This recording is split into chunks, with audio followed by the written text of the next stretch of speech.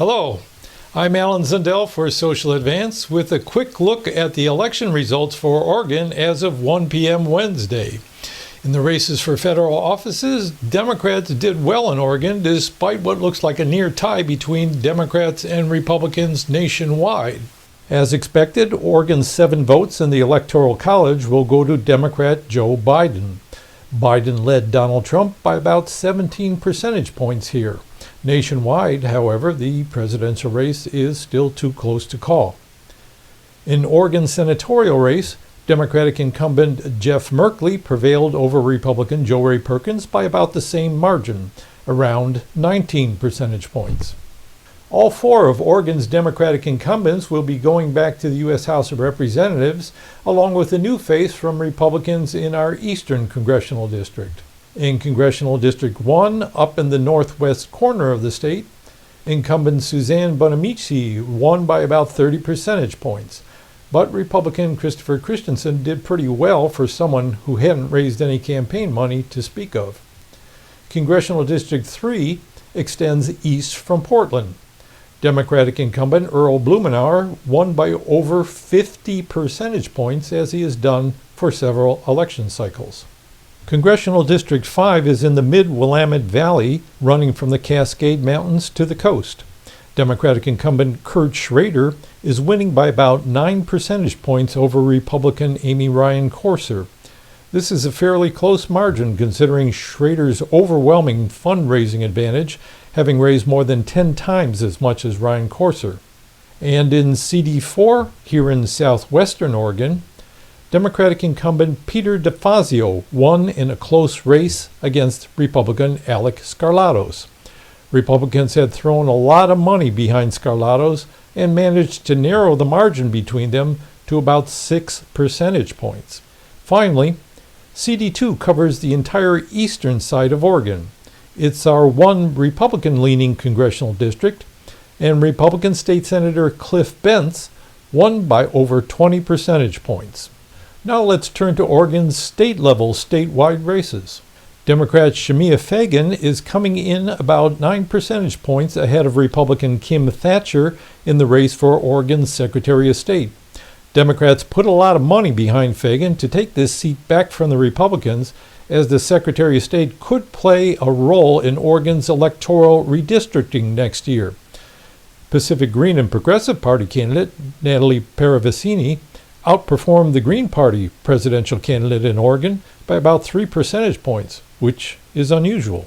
Democrats were also the victors in the state treasurer race, with Democratic incumbent Tobias Reed coming in about 10 percentage points ahead of Republican Jeff Goodman. And the incumbent Attorney General Ellen Rosenblum also racked up a victory for the Democrats, as expected, giving Democrats all 3 of these statewide offices. In the Oregon State Legislature, it looks like Democrats held on to their supermajorities, but were not able to capture the extra seats needed for them to make a quorum without Republicans present. Back in May, after the primary elections, I made predictions for which party would win each seat in the Oregon Legislature. Those predictions were based on these 4 factors. Here's my list for districts 1 through 30 in the State House of Representatives. So far, it looks like I got all of these right, even the ones I was uncertain about. I predicted the Democrats would lose one of these seats, HD 9 on the mid-Pacific coast. But a few races are still pretty close, so that could possibly change when the final results are in. And here are my predictions for districts 31 through 60 in the State House. I didn't expect any of these seats to change party hands, but 2 of these races I got wrong. In House District 32, Republican Suzanne Weber is coming in ahead of Democrat Debbie Booth Schmidt up near Astoria.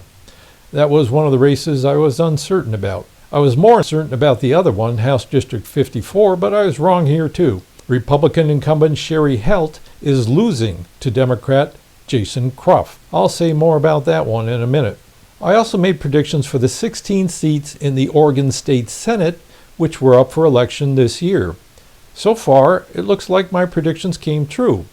The Democrats lost SD5 on the coast, but gained SD10 near Salem, leaving the party balance the same. But the race in Senate District 27 is much closer than I expected and could still go either way. What Senate District 27 and House District 54 have in common is that they are both located in the area around the city of Bend. This map shows Senate District 27 and the borders of the two House districts that are within it. House District 54 is the smaller area inside Senate District 27. Although these districts are within the Republican-leaning U.S. Congressional District 2, the area around Bend has been moving toward the Democrats in recent years. It looks like this year, Democrats have finally tipped the balance in Bend in their favor. Bottom line, if these results hold up when the final counting is in, it looks like the Democrats in the state House have lost 2 seats and gained 1 seat for a total of 37 of the 60 seats. In the state Senate, the final count might go either way, with the Democrats possibly gaining just 1 seat. Democrats would retain their supermajorities in both houses, but not add the seats they need to have quorums without Republicans present. Finally, let's take a look at the 2 races for Benton County Commission, where ranked choice voting is being used in Oregon for the first time. In both races, the Democrat won in the first round of counting, making further rounds of counting unnecessary. It doesn't look like a good result for the proponents of ranked choice voting in the rest of the state, as the ranking didn't change the outcome at all. But it did give minor party voters the freedom to vote without worrying about so-called spoiler elections.